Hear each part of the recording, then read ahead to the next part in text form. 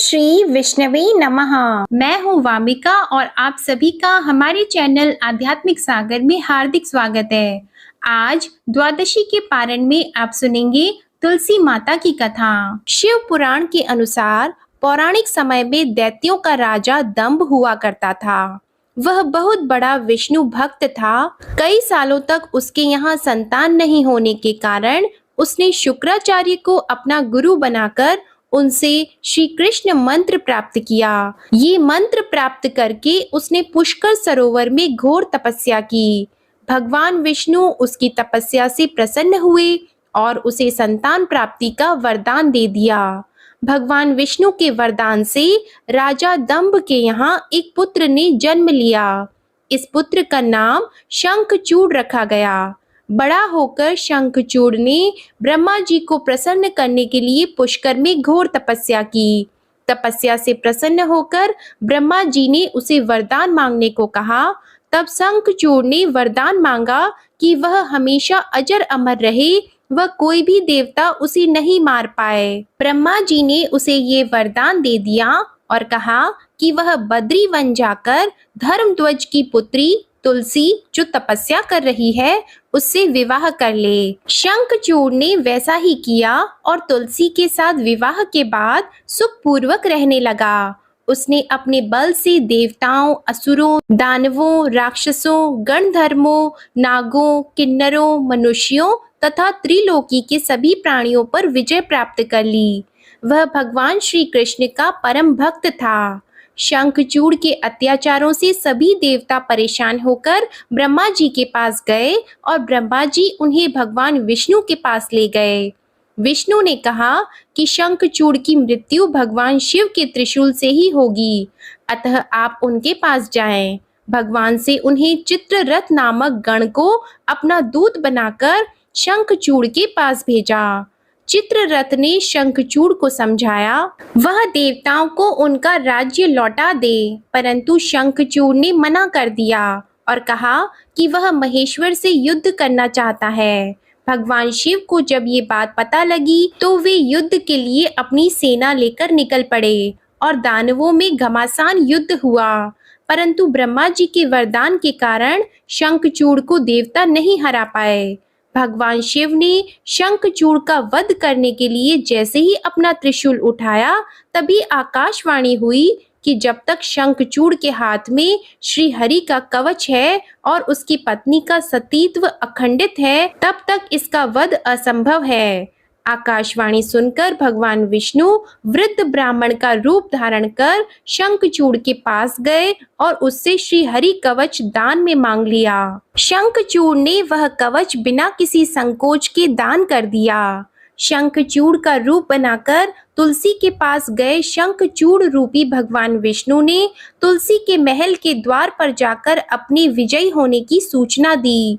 ये सुनकर तुलसी बहुत प्रसन्न हुई और पति रूप में आए भगवान का पूजन किया। ऐसा करते ही तुलसी का सतीत्व तो खंडित हो गया और भगवान शिव ने युद्ध में अपने त्रिशूल से शंखचूड़ का वध कर दिया।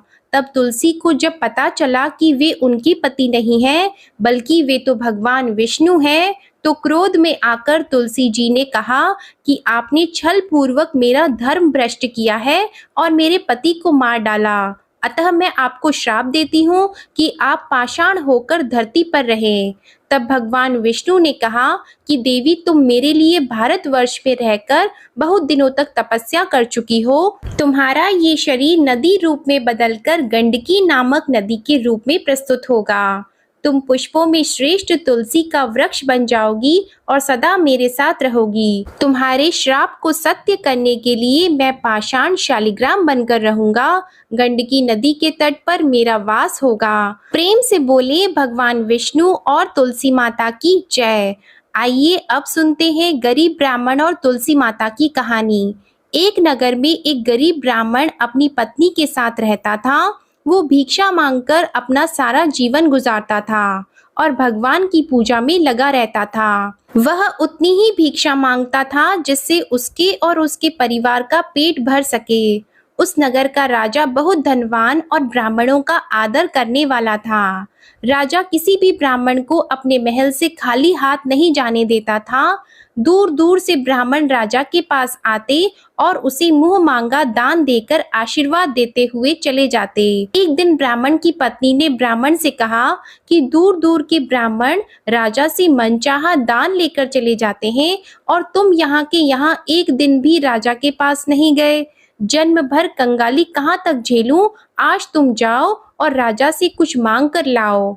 ब्राह्मण ने अपनी पत्नी को समझाते हुए कहा कि तू तो बावरी है, हमें धन की क्या जरूरत, हमें इतना तो मिल ही जाता है जिससे हम अपना पेट भर सकें, और राजा का धन अच्छा नहीं होता, वो हमें नहीं लेना चाहिए। ब्राह्मण की पत्नी जिद पर अड़ गई और बोली, मैं तुम्हारी एक भी बात सुनने वाली नहीं हूँ। कब तक हम कंगाली में जीते रहेंगे? तुम तो रोज माला लेकर बैठ जाते हो। अपने बच्चों को क्या खिलाएं और क्या पहनाएं? जब बच्चे दूसरे बच्चों को पहनते ओढ़ते और खाते पीते देखते हैं तो उनका मन भी ललचाता है। आज तुम राजा के पास जाओ, राजा बहुत भला व्यक्ति है, वो हमें जरूर मुंह मांगा दाम देगा। मजबूर होकर ब्राह्मण राजा के महल की ओर चल दिया, पर राजा उस समय महल में नहीं था। ब्राह्मण को वापस लौटना पड़ा। दूसरे दिन ब्राह्मण की पत्नी ने ब्राह्मण को फिर से महल भेजा, परंतु राजा फिर से महल में नहीं मिला। तीसरे दिन राजा महल में मिल गया और उसने ब्राह्मण का स्वागत किया और उसे आसन पर बैठाया और 2 दिन ना मिल पाने के लिए क्षमा भी मांगी। राजा ने कहा, मैं आपकी क्या सेवा कर सकता हूँ? ब्राह्मण ने कहा, जो मैं मांगू तो आप दे सकेंगे? राजा ने कहा, हाँ कहिए, मैं आपकी क्या सेवा कर सकता हूँ? ब्राह्मण ने निवेदन किया, महाराज मैं कुछ और नहीं चाहता, बस आप मुझे अपने पसीने की कमाई से 4 पैसे दान में दे दीजिए। ब्राह्मण की बात सुनकर राजा चौंक गया और सोचने लगा, खजाने में बहुत सारा धन पड़ा है पर मेरी मेहनत की एक कौड़ी भी नहीं है। राजा ने ब्राह्मण से कहा, आप मुझे 1 दिन का समय दें, मैं कल आपको आपका मुंह मांगा दान दूंगा। ब्राह्मण को जब खाली हाथ देखा तो पत्नी बोली, क्या हुआ? राजा ने कुछ नहीं दिया। ब्राह्मण बोला, राजा ने कल देने के लिए कहा है। ब्राह्मण की पत्नी सोचने लगी, शायद इन्होंने बहुत सारा धन मांगा होगा और राजा को इसकी व्यवस्था करने में समय लग रहा होगा, इसलिए कल बुलाया है। दूसरी ओर राजा ने अपने राजसी कपड़े बदलकर फटे पुराने कपड़े पहने और मजदूर जैसा भेष बना लिया। जब राजा की पत्नी ने देखा और कारण पूछा तो राजा ने सब कुछ बताया। रानी बोली, मैं भी आपके साथ चलूंगी। राजा के हाँ कहने पर रानी भी पुरानी साड़ी पहनकर आ गई। इस प्रकार राजा और रानी मजदूरी की तलाश में शहर निकले। लुहारों के मोहल्ले में जाकर राजा ने आवाज लगाई, किसी को मजदूर चाहिए? तो आखिर एक लोहार ने उन्हें बुला लिया, जो पहिए पर हाल चढ़ाने की तैयारी कर रहा था। उसने राजा से कहा, देखो तुम्हें पहले खलात धोखनी पड़ेगी और जब आग आ जाए तो उसके बाद घन पीटना होगा। फिर रानी की ओर देखकर कहा कि तुम्हें कुएं में से पानी लेकर हौदी भरनी होगी और कोयले वाले घर से कोयला लेकर भट्टी में डालना होगा। तुम दोनों को दिन भर में 2-2 आने मिलेंगे। अगर काम पसंद हो तो बोलो, नहीं तो अपना रास्ता नापो। राजा रानी लुहार के बताए काम को करने लगे। राजा खलात धोखने लगा पर उसे काम ठीक से नहीं हो पा रहा था। लोहार नाराज होकर राजा को ठीक से काम करने के लिए कहता तो राजा जैसे तैसे अपना काम करने लगा। रानी भी कुएं से पानी भरकर लाने लगी। रानी के हाथ में फफोले हो गए। किसी तरह बड़ी कठिनाइयों से उसने पानी का हौद भरा। उसके बाद रानी कोयला लाकर भट्टी में डालने लगी। भट्टी में आग आने पर लोहार ने बाट भट्टी में से निकालकर पहिए पर जमाई और एक घन अपने हाथ में लेकर और एक राजा के हाथ में देकर कहा, देखो बारी बारी से घन इस पर पटकना, हाथ इधर उधर न हो पाए। राजा जोर जोर से घन पटकने लगा, लेकिन उसका निशाना ठीक नहीं बैठता। कभी घन हाल पर गिरता तो कभी पहिए पर। मजदूरों का ये हाल देखकर लोहारिन बड़बड़ाती हुई आई और लोहार से कहने लगी, तुमने कहाँ से ये नवसिखिए मजदूर काम पर लगाए हैं? इनसे काम नहीं होगा, ये मजदूर तुम्हारा सब काम बिगाड़ देंगे। राजा रानी उन दोनों की फटकार सुनते सुनते अपना काम मन लगाकर करते रहे। घन पटकते पटकते राजा का शरीर पसीने से तर हो गया और जोर जोर से सांसें चलने लगी। रानी भी पानी भरते भरते और कोयला झोंकते झोंकते थककर चूर हो गई। दोनों ने पूरे दिन बहुत मेहनत की। लुहार ने राजा रानी को 2-2 पैसे दिए, जिसे वो बड़ी खुशी से लेकर महल आ गए। आज उन्हें पता लगा कि मेहनत की कमाई कैसी होती है। राजा ने 4 पैसे अलग रख दिए और अगले दिन ब्राह्मण को बुलाकर उसे दे दिए। ब्राह्मण राजा को आशीर्वाद देकर घर लौटा और ब्राह्मणी से कहा, लो मैं राजा के हाथ से दक्षिणा ले आया हूँ। ब्राह्मणी खुश होकर दौड़ती हुई आई और जब उसने 4 पैसे देखे तो वह ठिठक कर रह गई और उन्हें दूर फेंक दिया। वो जल भुनकर ब्राह्मण से बोली, तुम जैसे दरिद्र से राजा के यहाँ जाकर भी कुछ न मांगा गया, शर्म भी नहीं आती। यह कहकर वह रूठकर चली गई और बहुत देर तक बड़बड़ करती रही। ब्राह्मण ने उन 4 पैसों को उठाकर तुलसी घर के पास रख दिया और सोचा, जब ब्राह्मणी शांत हो जाएगी तो जरूरत पड़ने पर उठा लेगी। परंतु कई दिनों तक पैसे वहीं रखे रहे और फूल बेलपत्र ऊपर से गिरकर मिट्टी में दब गए। ब्राह्मण और ब्राह्मणी दोनों ही उन सिक्कों के बारे में भूल गए। कुछ दिनों बाद तुलसी घर में 4 पौधे उगे। चारों पौधे बहुत सुंदर थे। ये देखकर ब्राह्मणी रोज उनमें पानी डालती।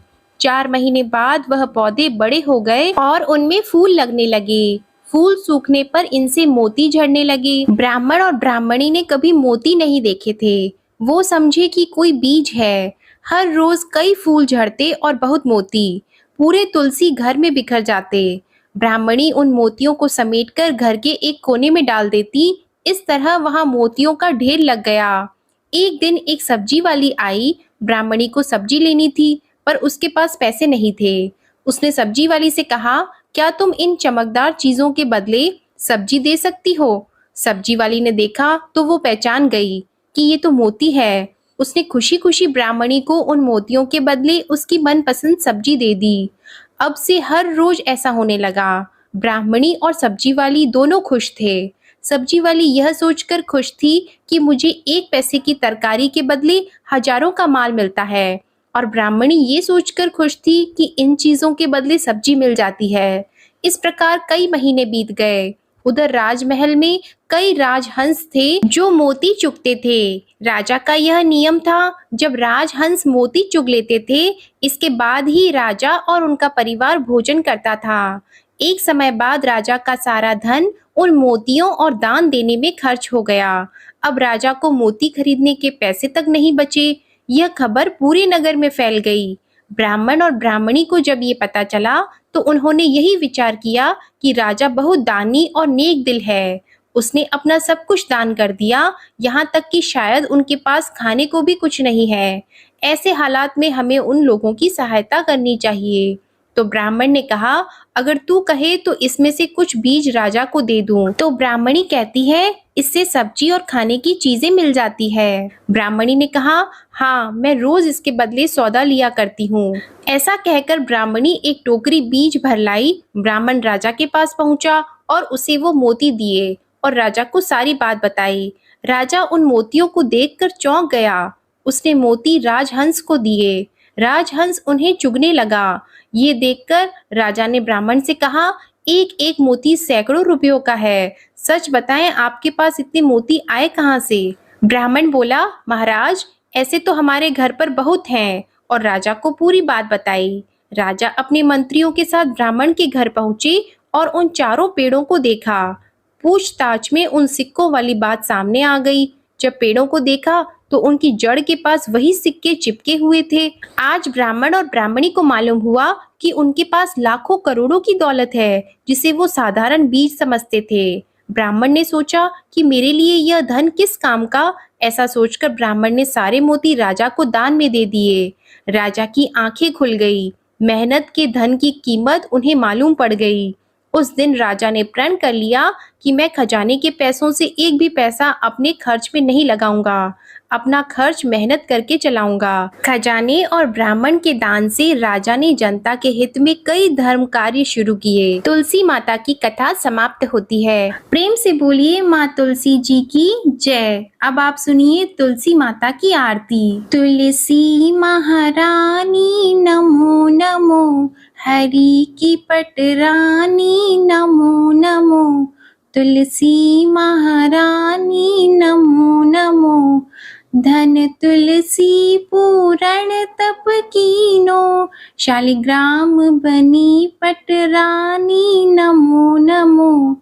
तुलसी महारानी नमो नमो, हरि की पटरानी नमो नमो। जाके पत्र मंजरी कोमल, श्रीपति कमल चरण लपटानी नमो नमो। तुलसी महारानी नमो नमो, हरि की पटरानी नमो नमो। कौन से महीने बोई रानी तुलसा, कौन से महीने हुई हरियाली नमो नमो। कौन से महीने हुई तेरी पूजा, कौन से महीने हुई पटरानी नमो नमो। तुलसी महारानी नमो नमो, हरि की पटरानी नमो नमो। आषाढ़ मास में बोई रानी तुलसा, सावन मास में हुई हरियाली नमो नमो। तुलसी महारानी नमो नमो। कार्तिक मास में हुई तेरी पूजा, मंगसिर मास में हुई पटरानी नमो नमो। तुलसी महारानी नमो नमो। धूप दीप नैवेद्य आरती, पुष्पन की वर्षा बरसानी नमो नमो। तुलसी महारानी नमो नमो। 56 भोग 3600 व्यंजन, बिन तुलसा हरि एक न मानी नमो नमो। तुलसी महारानी नमो नमो। जो तुलसी को सवेरे गाए, श्री कृष्ण के दर्शन पाए नमो नमो। तुलसी महारानी नमो नमो। जो तुलसी को दोपहर में गाए, खीर खांड का भोग लगाए नमो नमो।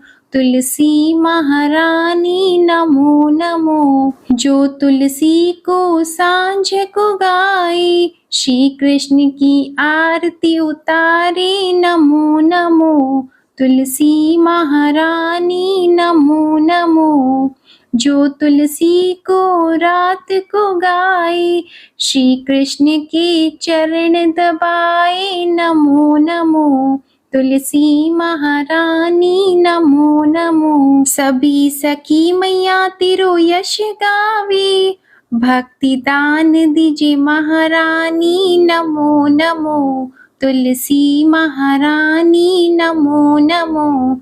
तुलसी महारानी नमो नमो, हरि की पटरानी नमो नमो। प्रेम से बोलिए तुलसी माता की जय, लक्ष्मी माता की जय, भगवान विष्णु जी की जय। आप सभी को आज की कथा और आरती में आनंद आया हो तो वीडियो को लाइक करिएगा, शेयर करिएगा, कमेंट में तुलसी माता जी की जय लिखिएगा और हमारे चैनल को सब्सक्राइब करिएगा। धन्यवाद।